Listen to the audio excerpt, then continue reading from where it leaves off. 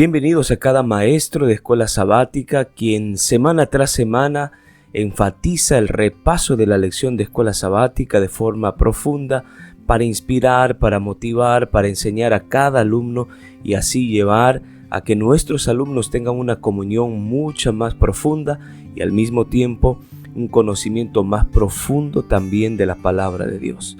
El objetivo de este video es resumir las ideas resaltantes de la lección de escuela sabática.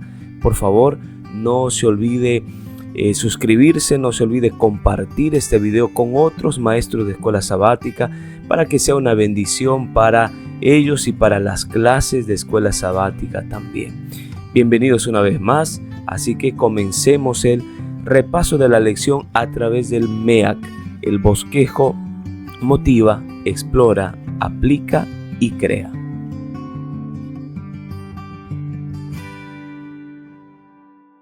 Estamos en la lección número 11 y el título para esta lección es El conflicto inminente.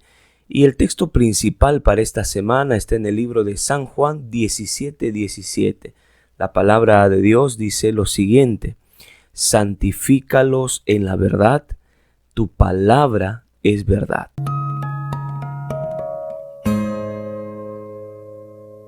Existe un dispositivo médico relativamente nuevo llamado chip o verichip. Aproximadamente el tamaño de este dispositivo es de un grano de arroz que puede implantarse en el cuerpo. El biochip tiene información sobre nuestro historial médico, puede también escanear para conocer alguna información de nuestro pasado, y algunos cristianos han relacionado al biochip o al verichip con la marca de la bestia. Otros consideran que recibir billetes que los números sumen 666 también están recibiendo la marca de la bestia. Pero en realidad, ¿qué cosa es la marca de la bestia y qué cosa es el sello de Dios? Esta semana profundizaremos este tema, este asunto, a través de la lección de escuela sabática y el repaso de esta misma.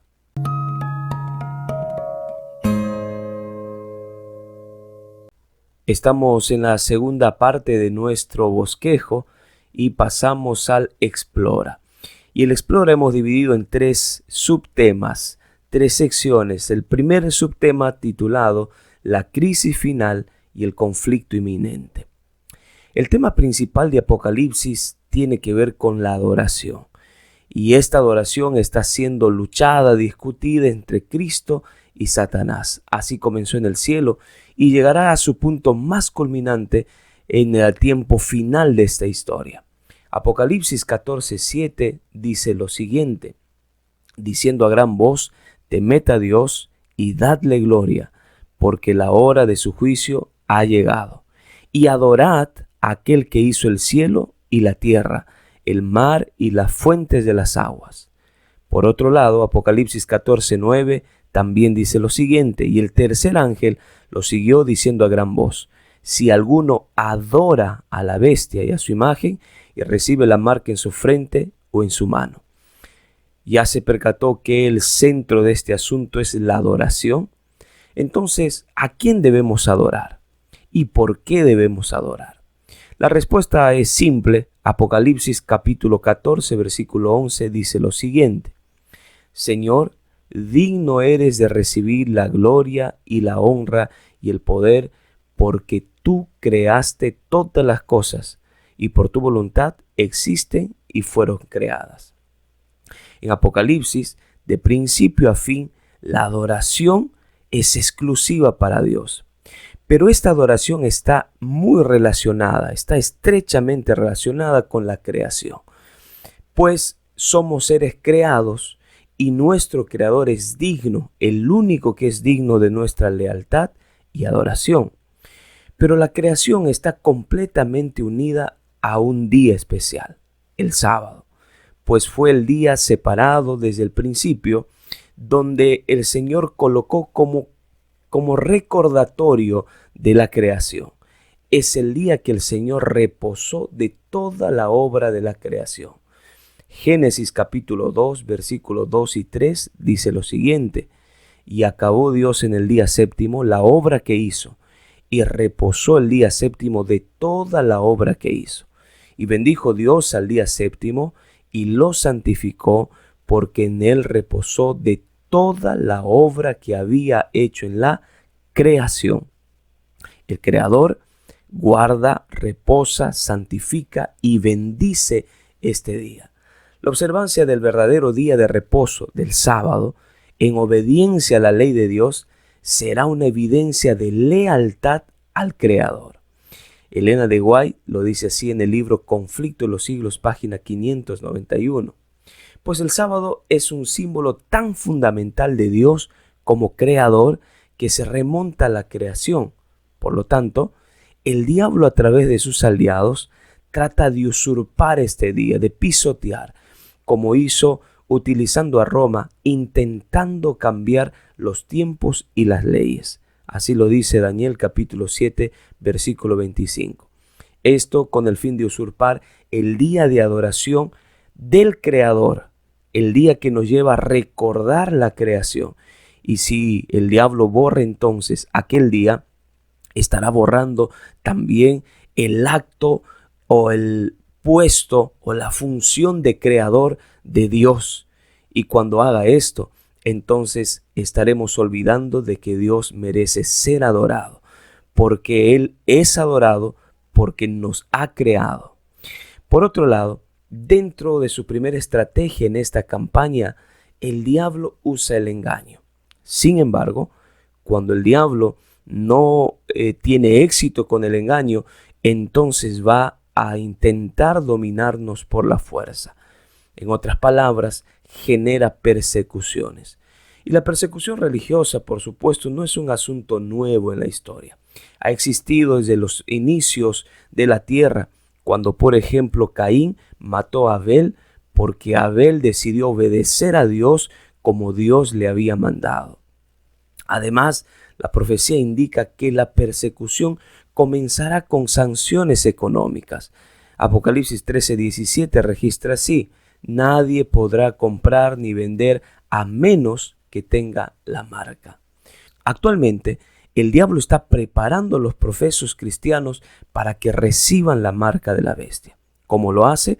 Animándolos a negociar su fe, incumpliendo así la ley de Dios, fallando a su creador y adorando, aun cuando no se quiera, adorando al creador, ya que por engaño o por la fuerza lo hizo así.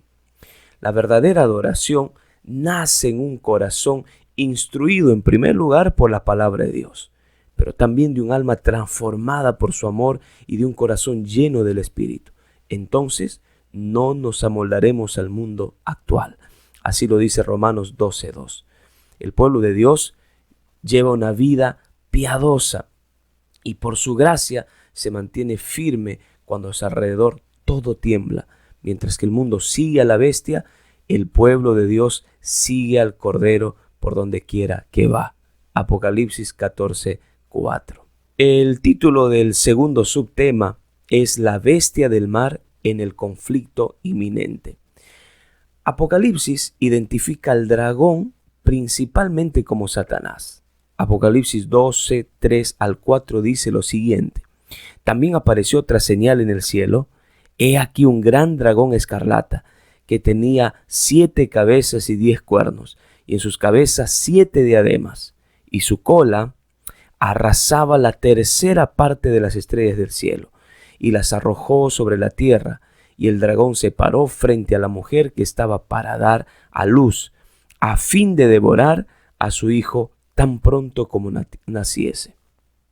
Posteriormente, Apocalipsis menciona a una bestia que surge del mar y recibe poder, trono y grande autoridad de parte del dragón. Note lo que dice Apocalipsis 13:1-2.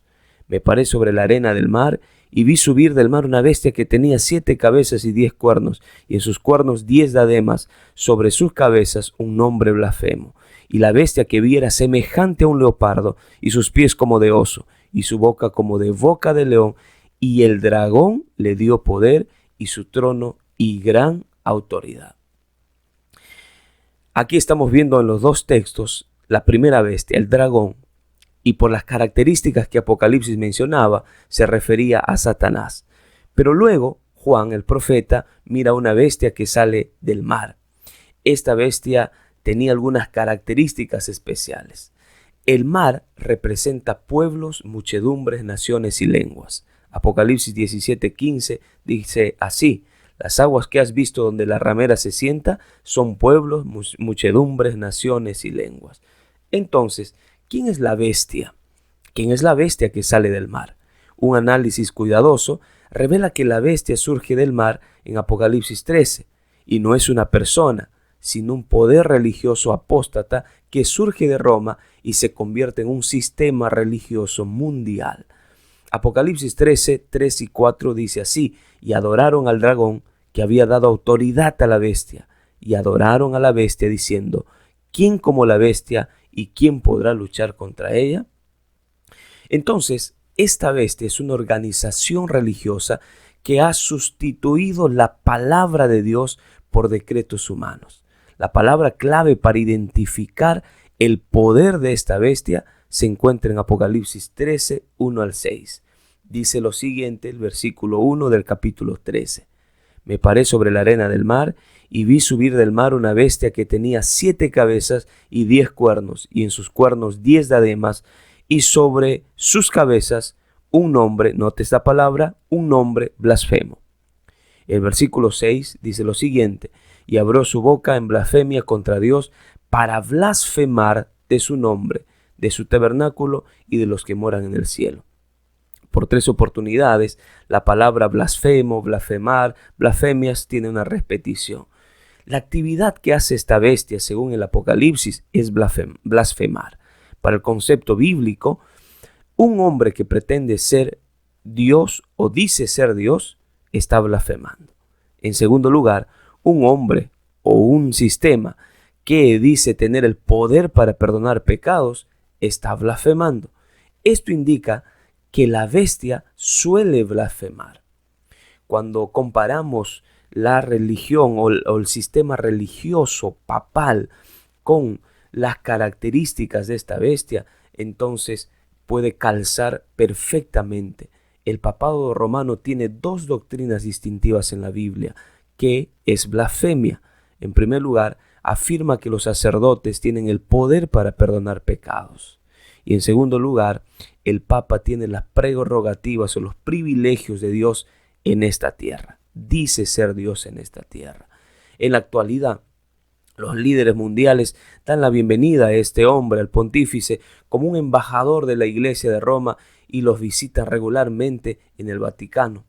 Apocalipsis 13:5 entonces confirma que la bestia, además de blasfemar por el poder que el dragón le dio para actuar durante 42 meses, usando el mes de 30 días, estos 42 meses que vimos en algunas lecciones pasadas se referían a 1260 días o años literales donde el papado ejerció persecución sobre los cristianos. Fue el apogeo del papado, comenzando el 538 después de Cristo y terminando en el 1798 después de Cristo. Allí en 1798 se acabó este apogeo, este auge del papado, con la presión del Papa Pío VI, elaborado, hecho en la revolución que Napoleón Bonaparte generó, y siendo un principal personaje el general Berthier, cuando atrapó a Pío VI y perdió entonces la Iglesia Católica, el papado religioso perdió la fuerza. Este golpe al papado, a la bestia que surgía del mar, fue grave, extremadamente grave, pero no fue mortal. Según Apocalipsis 13:12, esta herida pronto sería sanada y su poder volvería a ser influyente para todo el mundo. Pero recuerde, Dios tendrá en la tierra un pueblo que se sostendrá de la Biblia y solo la Biblia, y como norma de todas las doctrinas y base de la Reforma. Conflicto de los siglos 577. Pasamos al tercer subtema del Explora: la bestia de la tierra en el conflicto inminente. Ya vimos anteriormente a la bestia del mar. Ahora Apocalipsis 11:13 describe las características de una segunda bestia. Dice así: después vi otra bestia que subía de la tierra y tenía 2 cuernos semejantes a la de un cordero, pero hablaba como dragón. Habíamos mencionado en la sección anterior que el mar representa pueblos, muchedumbre, naciones. Por ende, hablar de tierra representa una zona poco poblada del mundo, pero también importante. Esta segunda bestia surge cerca del final del periodo profético durante el que la primera bestia ejerció su autoridad. Ustedes recuerdan de la herida que no fue mortal, pero fue una herida importante, complicada para la bestia del mar. Fue en esos tiempos donde entonces surge la segunda bestia, la bestia de la tierra. O sea, después de esos 1260 años, o cerca al año 1798 después de Cristo, donde el poder papal pierde su auge, es allí cuando en medio de esa temporada surge esta segunda bestia que es de la tierra. A la luz de la historia, Estados Unidos encaja perfectamente en esta descripción. Declaró su independencia en el año de 1776. Adoptó una constitución en el año de 1789 y fue reconocido como una potencia mundial a fines del siglo XIX. Según el registro del profeta Juan, que continúa describiendo a esta bestia que surge de la tierra, dice así Apocalipsis 13:11. Tenía 2 cuernos semejantes a los de un cordero, pero hablaba como un dragón. En la profecía bíblica, los cuernos simbolizan poder. Los 2 cuernos representaban los principios fundamentales de gobierno de este estado, de este país, que son la fuente del poder y del éxito de Estados Unidos. En primer lugar, la libertad política y en segundo lugar, la libertad religiosa. Son los 2 cuernos que le dan poder a este estado. Esta nación aparentemente mansa, semejante a un cordero, a la larga hablará como un dragón y ejercerá la autoridad de la primera bestia. De lo que la bestia del mar diga, esto es lo que ejecutará la bestia de la tierra. Y abandona sus principios de libertad política y sobre todo libertad religiosa, haciendo que la tierra y sus habitantes adoren ahora a la primera bestia. Estados Unidos será el primer país, el primer estado en exigir que todos los habitantes de la tierra adoren a la primera bestia, al conocer la autoridad espiritual y secular del papado, de esa primera bestia. Para poder soportar la prueba que nos espera, entonces deben entender la voluntad de Dios tal cual está revelada en su palabra. Solo la palabra de Dios podrá sostenernos en aquellos tiempos y también la fe de Jesús. Solo pueden honrarlo de acuerdo con el concepto correcto que tengan del carácter, el gobierno y los propósitos divinos. Y únicamente si obran conforme a ese entendimiento, solo los que hayan fortalecido su mente con las verdades de la Biblia podrán resistir en el último conflicto. Esto es lo que dice Conflicto y los siglos, página 580.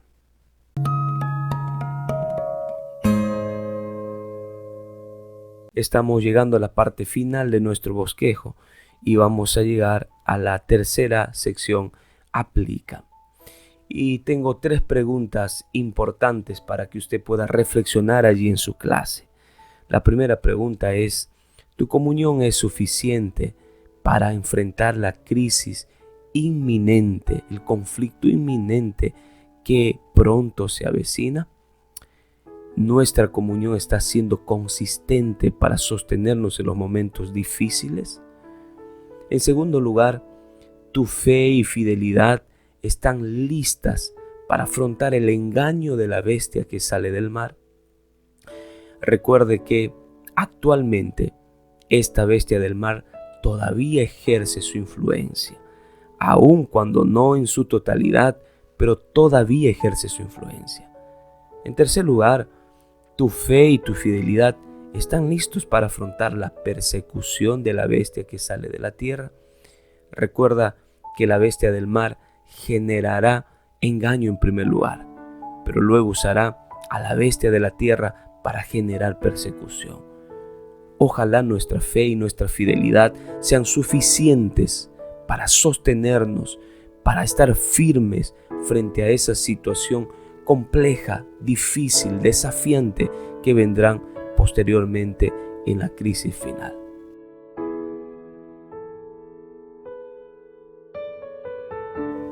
Vamos a la cuarta sección de este MEAC y pasamos al CREA. Y usted tiene que tomar 3 decisiones importantes. La primera decisión es: profundice el estudio de la palabra de Dios, no solo para conocimiento, sino para relacionamiento con su Creador. En segundo lugar, decida ser fiel a los mandamientos de Dios. La prueba o la preparación para la prueba final es hoy. Decida ser fiel al día que el Señor separó. Decida recordar al Creador siendo leal a ese día de adoración. Y en tercer lugar, comparta con alguna persona que no conoce de estos asuntos. Y seguramente usted, después de estudiar esta lección, entendió que este conocimiento no solo puede quedar con nosotros. El mundo debería conocer de esta gran verdad. Entonces, esa es su función, esa es su tarea. Comparta con aquellos que no conocen del Evangelio. Que Dios le bendiga, que pueda ser usted una bendición y que la palabra del Señor de esta semana pueda también ser una bendición, una inspiración y una fortaleza de fe y fidelidad para nuestros alumnos de clase de escuela sabática. Bendiciones.